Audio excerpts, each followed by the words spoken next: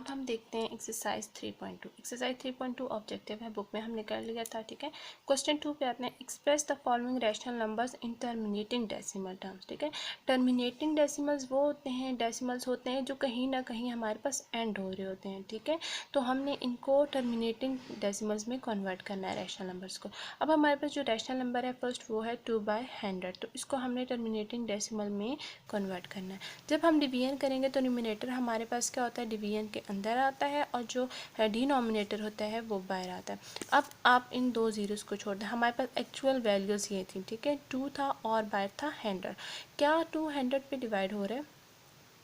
नहीं हो रहा, क्योंकि हमारे पास 2 स्मॉल है और 100 क्या है, बड़े वैल्यू है। ठीक है, उसके लिए हमने क्या किया, पॉइंट लगाया, एक ज़ीरो लगा लिया। फिर हमारे पास 20 बना है, तो 20 भी हमारे पास क्या है, 100 से छोटा है, तो इसलिए हमें एक और ज़ीरो चाहिए। जब हमने यहाँ पे एक ज़ीरो लगाया तो हमें फिर यहाँ पे भी एक ज़ीरो लगाना पड़ा। ठीक है, तो ये हमारे पास बन गया 200।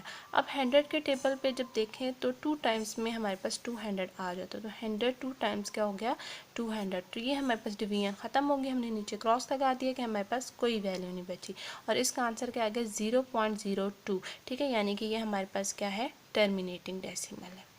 ठीक है, इसी तरह आपने बाकी क्वेश्चंस भी कर लेने हैं।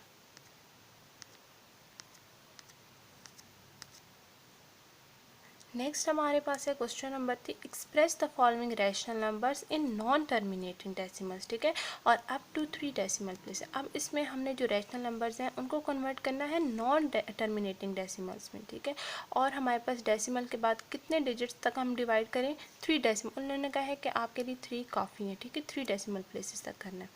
अब हमारे पास जो फर्स्ट क्वेश्चन है वो है 4/3। अब हमने 4 को अंदर रखा और 3 को बाहर रखा। अब 1 टाइम्स 3 आ गया, 4 में से 3 माइनस हुआ तो क्या बच गया, 1। ठीक है, ये देखें 1 बच गया। अब 1 छोटा हो गया 3 से, तो हमें इसके साथ एक ज़ीरो चाहिए, हमने यहाँ पॉइंट लगाया और ज़ीरो लगाया।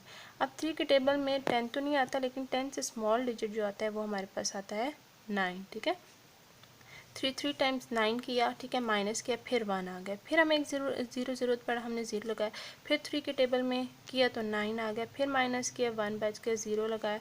इसी तरह हम करते जाएंगे तो ये 3 आता जाएगा। लेकिन हमें क्वेश्चन में कहा गया था कि decimal up to 3 decimal places करना था हमने, तो हमने पॉइंट के बाद 3 डिजिट कर दिए। ठीक है, बाकी हम डॉट लगा देंगे, इसका मतलब है कि ये नॉन टर्मिनेटिंग है, ये इसी तरह हमारे पास चलता रहेगा। अब हमारे पास नेक्स्ट है round off the following decimal up to 3 decimal places. अब हमने इनको राउंड ऑफ करना है अप टू 3 डेसिमल प्लेसेस तक। अब देखिए 5.41679। ठीक है, अब हमने पॉइंट के बाद 3 डेसिमल छोड़ने हैं। ठीक है, 3 डेसिमल के बाद हम फोर्थ वन को देखेंगे। अगर ये फोर्थ वन 5 है या 5 से ग्रेटर है तो उससे पिछली टर्म एक नंबर इंक्रीज़ हो जाएगी और ये दोनों ख़त्म हो जाएंगे। अगर तो ये 5 से छोटा है तो पिछली टर्म वही रहेगी और फिर ये क्या हो जाएंगे, ख़त्म। जैसे 5.41679 है, 7 है तो 7 5 से ग्रेटर है, इसलिए हमारे पास क्या हो गया, ये पिछली टर्म 7 होगा और ये दोनों ख़त्म हो जाएगा। ठीक है, अब एक ऐसा देख लेते हैं जिसमें इंक्रीज़ नहीं होती ये। ठीक है, 0.74206। अब 2 तक हमने करना था और ये 5 से लेस नंबर है, इसलिए इससे पिछला नंबर हमारे पास इंक्रीज़ नहीं हुआ और ये 0 से ख़त्म हो गया, तो ये हमारे पास राउंड ऑफ हो जाता है। ठीक है।